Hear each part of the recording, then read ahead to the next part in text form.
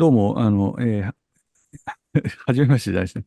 インフィニティプール拝見しまして、大変、面白く、大変素晴らしく拝見しました。で、これ、舞台が、どこか、インド洋かどこかにある、まあ、リゾートなんですけれど、これ、現実、そこに行く、人々が、全く現地の文化に興味を持たない、完全に現実から隔絶した、ユートピアみたいなリゾートですよね。で、これの、そもそもの発想の原点ってどこにあったんでしょうか。Yeah, so because of the strange culture of Lee Tolka, because of the premise of the film and the need to base it around this unusual justice system, I didn't want to set it in a real place. It wouldn't make sense to set it in a real place. So uh, we had to build this alternate reality culture, this place that felt somewhat real, somewhat plausible, but in almost a magic realism way, had this one particular strange twist to it, this strange aspect to their culture. And so, in the original version of it, it had some elements of a kind of Eastern Bloc state to a certain degree. It was written in the script that it was a kind of fantasy, a fever dream of an Eastern Bloc state. It had slight elements of that.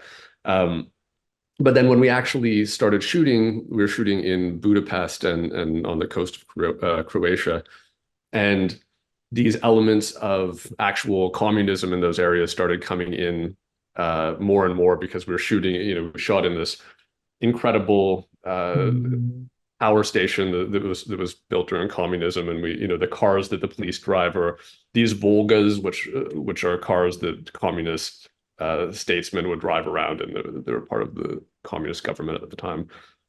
And the resort that we shot on the Croatian coast was this amazing. It was an amazing resort. The actual basis for it was this brutalist resort that was built during communism. It had been refurbished by a Croatian businessman to become this completely surreal place. It's weirder in person than it is in the film. It has this massive octopus on this hotel, this children's hotel with a huge octopus. It has a pirate ship and a fake Mediterranean square and a sort of swingers club and this weird campground. So it's very strange, but the roots of it are this communist brutalism. And there's a sister resort up the coast that I wish we had a chance to go to. That's in ruins that looks the same, but is this sort of Ballardian dream. So it was partly the intention before we got there, but then it was partly a matter of finding what was interesting physically to absorb into the film. 現地の人々の、まあ、お祭りだといって、その変な仮面をかぶっているのが冒頭で登場するんですけれど、非常にグロテスクな仮面の、デザインの、あれは、何かそのヒントになったものっていうのはあるんでしょうか。The masks were always meant to be a kind of central image to the film that partly would embody this invented culture and partly act as a sort of as these sort of alternate characters for the main characters once they put them on. It's a sort of classic duality. They put the mask on and they become their true selves. The masks specifically in the film were designed by a filmmaker and a concept artist and comics artist named Richard Raphorst. And I had been a fan of Richard's films for quite some time. He did a film called Frankenstein's Army, which was amazing, and he does these great comics and designs. And so it was just obvious at a certain point in the process that we needed to bring on some fantastic artist to just focus on the masks and to sort of bring their artistry to it and do something unique and build the world around that. So we brought Richard on, and he did an amazing job.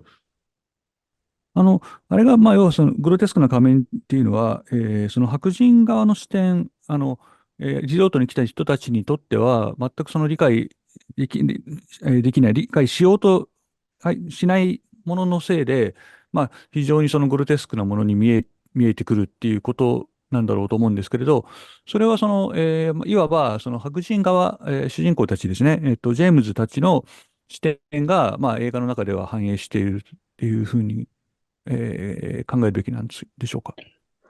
Um, that's interesting. So it was a purely subjective うん。subjective thing.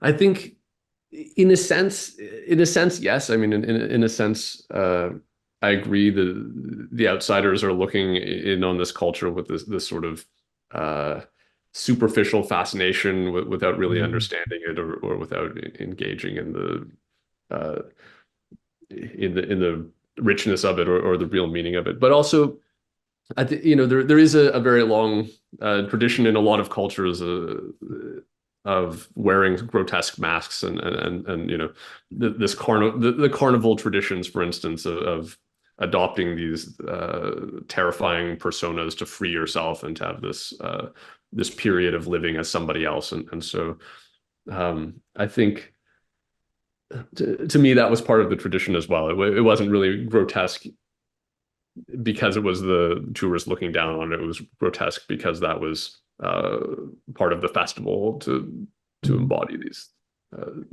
these creatures. ここで、要するに、そのお祭りをやってるわけですよ。本質を、全く理解していないっていうのが多分ポイントなんだろうと思うんですけど、彼らは完全に、現地の人たちを見下していて、バブーン、ヒヒ扱いをする、あいつらヒヒと一緒なんだみたいなことを言っているセリフもありますよね。で、見下してて結果、要するにその理解しないまま、の結末がああいう悲劇というか、ひどいことにどんどんなっていくので、その一種、そのリゾートで、現地の文化を見下して、理解しようとしなかった結果なのか、当然の帰結なのかっていうふうに、映画の中では思ったんですけれど。I mean, I think it's in some ways the essence of tourism.うん。I think people don't really want the real culture. They're there to have a sort of Disneyland experience or to get this commodified version of the culture. And so the tourism industry tends to be about taking in a superficial way aspects of this culture and repackaging it for people. Um, there's that, but it's also uh, I think there's the sense of other countries being sort of playgrounds for tourists. I mean, you're kind of isolated uh, within this bubble. You're not experiencing it directly, but you're also protected, and so I think it's not just that they don't want to understand the culture; it's that it's there for them. It's an existing culture that's been totally processed and repackaged and sold to them as a kind of a playground for う outsiders. ん。そこの、ジェームズはですね、そこで事故で人を殺してしまい、で、現地の、謎の、システムによって、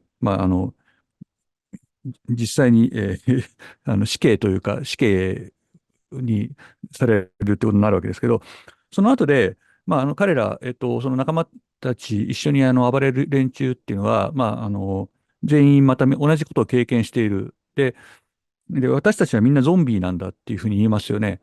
で、これはもちろんその一度死んで蘇ってきたことがあるからゾンビだっていうことだと思うんですけど、同時に、ある種、ゾンビ的な存在に、要するに人間性を喪失してしまっているっていう、宣言とも取れますよね。I I don't know that it really is a loss of humanity. I think that I hesitate to talk about human nature because I think we're very plastic. I think we can really change quite a lot, and there isn't a lot that's essential to people. But I certainly think a lot of the times when people say that we've lost our humanity, really what they mean is that we've lost a certain kind of civility that we've come to associate with humanity, but that historically has not really been common among people. I mean, we have a very long history of being incredibly violent and incredibly brutal, and I think to me, part of the film is less about people losing their humanity and more about people who, in this consequence-free environment, are acting out very human impulses, very animal impulses, because we are animals. I think, in a way, they're becoming more honestly human in a horrible way, not in a good way, really, but connecting to these sort of base but historically incredibly common human impulses towards violence and torture. というのはですね、それを聞きたかったのは、監督の、映画の中では、テクノロジーとの出会い、これを今回の場合はそのクローン技術と、その奇妙な慣習ということなんですけど、テクノロジーとの、出会いによって、その人間のそのモラルというか、が、変化する。要するに、精神的な考え方、道徳だったり、行動が変化するっていうのが、毎回起こっているような気がするんですね。例えばポゼッサーの場合だと、要は人に乗り移っていくっていう形によって、一種、彼の精神、あの映画が、アクション映画にならずに、その自分の精神の最終的にその自分の、人間性を全て失うことによって、解放されるみたいな話になってたかと思うんですけれど、そういうふうに、常にそのテクノロジーとの出会いによって、人間性っていうのが変化せざるを得ないっていうふうに、捉えているのかなっていうふうに思ったものですから。I think it does. I would say in my films, the technology is usually figurative. The science fiction is very rarely predictive science fiction. So it usually I'm not trying to paint a picture of what's possible with technology in the future or anything that's actually plausible. It's almost more like magic realism, where you have a fairly familiar world with this one aspect to it that's been altered in order to talk about certain things, in order to talk about human identity, or what it is to be a person. So even though my films are science fiction, the technology in them isn't really a comment on real world technology. It's usually a stand-in for something else, and a way to talk about something else. But that said, I do agree with that. I think technology completely shapes our psychological landscape. I'm not a big user of social media, but I know people who, when they're on social media, are entirely different. I mean, in person they're one person, online they're someone else. And I think it's because there are these systems of communication that are built into that technology, and in those cases especially incentivized by getting likes or getting hits, or these systems which ultimately benefit the companies that design these systems. And I think that really does change the way that people think and communicate. One of the big issues right now is how we can continue. Is the question of a society built around kind of a liberal democracy. We're very, very susceptible because of social media to being influenced in very extreme ways by outside forces, and in ways that aren't apparent to us. And so when we're also vulnerable to Russian troll farms or these outside forces, how do we deal with that? How do we balance free speech and protecting people from that? What is our opinion versus an implanted opinion, or is there a difference between those things? So I think technology does fundamentally change how we operate, how we think, what our culture is capable of, and in both good ways and bad ways. I'm not afraid of technology, but it is potent. but my films are kind of not kind of not about that exactly, or はい。really.